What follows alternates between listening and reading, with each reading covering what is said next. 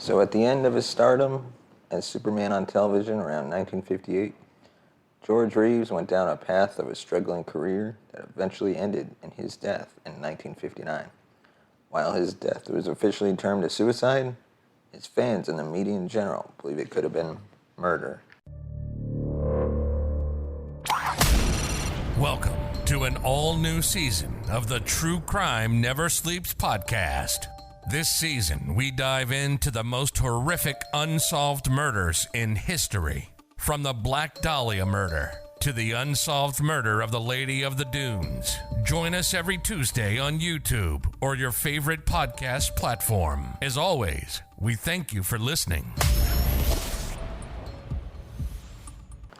Welcome to the True Crime Never Sleeps podcast. Today, on another episode of Cold Case Files, we dive into the strange death of George Reeves, best known for playing Superman. I'm your host, Larry Lease. Join us as we break down this strange and unusual case.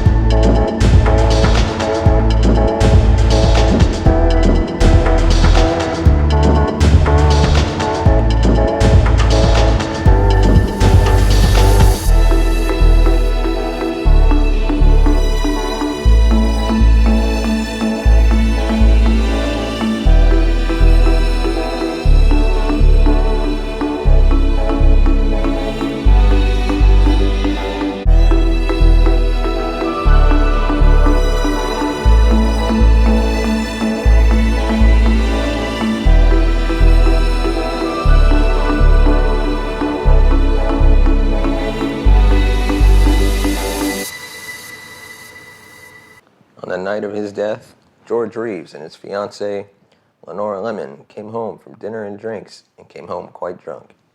They then invited a few guests to their home. Robert Corden, who was a writer who was actually staying in one of the bedrooms while working on a story. They also had over their neighbor Carol Van Ronkel and her lover, William Bliss. Carol was in an extramarital affair with Bliss. Reeves and Lemon returned from dinner at around 11 p.m., and their guests arrived later at 1 a.m.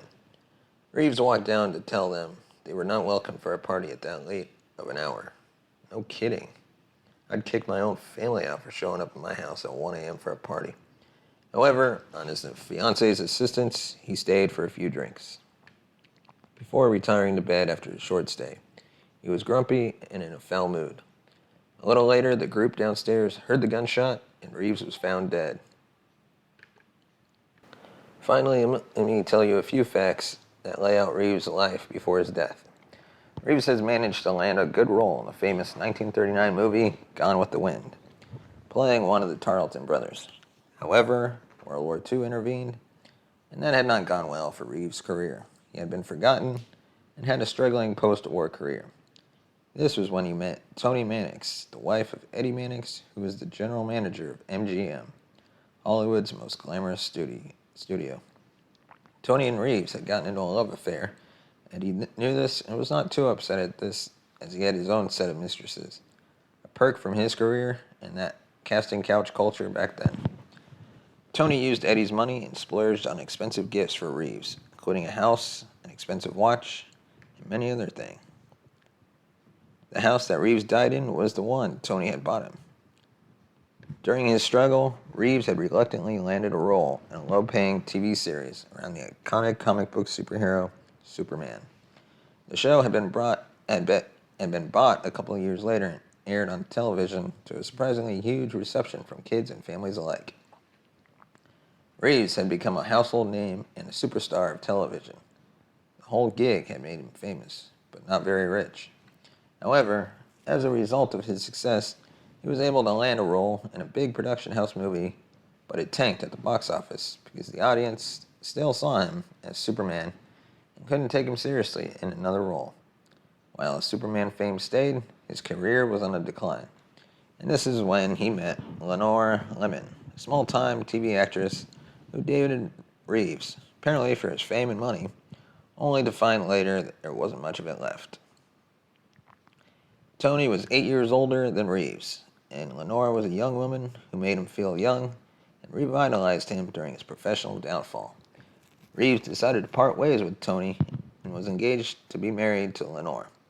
Lenore herself wasn't too pleased in the relationship with a grumpy, declining star who wasn't as rich as she'd hoped either.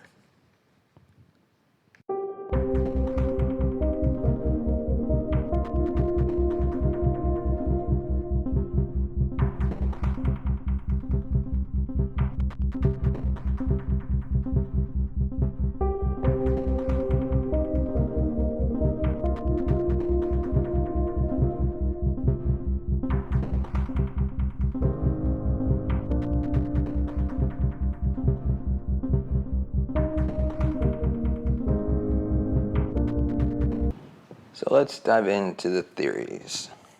Number one, Lenore could have murdered Reeves. One theory discussed among investigators and citizen sleuths, I guess, and crime junkies is that Lenore could have murdered Reeves. She may have gone up to confront Reeves for being grumpy and in a fit of rage and argument, pulled the gun out of the side drawer and shot him. And trying to cover up for the murder, they probably cleaned up and hid any traces before calling the police a whole 45 minutes later. In the police investigation, it is also recorded that Lenore had made comments to other guests, including, "He's going to shoot himself," when she heard the bedside drawer open upstairs. And then he had followed it up with, "He's getting the gun out now, and he's going to shoot himself," right before they heard the gunshot. This was attributed to the drunken state of the guests, but is very suspicious under the circumstances. In the days post the murder, the crime scene had also been tampered with when Lenore had gone in to take $4,000 worth of cash and traveler's checks they'd set aside for the honeymoon. Another potential reason for suspicion. Theory number two, Eddie Mannix, quote-unquote, had taken care of Reeves. Seeing his wife lamenting and sad over the prospect of having lost Reeves to Lenore, Eddie could have used his underworld connections and strongman ways to take care of the situation. He could have called a hit on Reeves, sent a hired killer, and gotten Reeves killed to take revenge for the pain Reeves had dared to cause his wife. Given the notorious nature of Eddie during the days, this was the second strongest theory. And number three, the most assuming theory, is that it was an actual suicide. The bullet wound was such that the bullet entered the right temple of Reeves and came out to hit the ceiling. A quite natural suicide gunshot trajectory. The lack of any gunshot residue being found on Reeves could be attributed to the fact that his body had been washed before the coroner's examination. He was indeed a man in his professional decline and had a troubled personal life, and so there could be potential signs of depression and suicidal tendencies that could have led him to kill himself. The official verdict is ruled suicide. However, there's a lot in this case that was left unanswered and suspicious, and this case remains one of the most mysterious cases in Hollywood history. I consider it still unsolved. The world did lose a great star, the man who made Superman a truly iconic TV hero in a time where he became a household name and a children's favorite.